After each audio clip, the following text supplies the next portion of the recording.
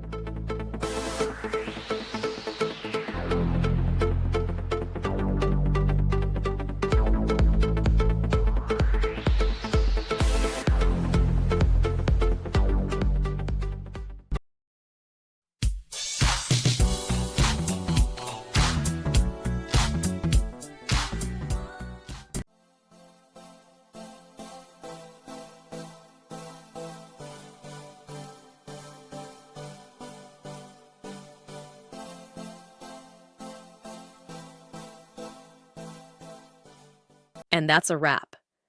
I hope you found the answer you were looking for. If you did, take a second to hit that subscribe button. It really helps out. And let me know in the comments which solution worked best for you. See you next time in the debug zone.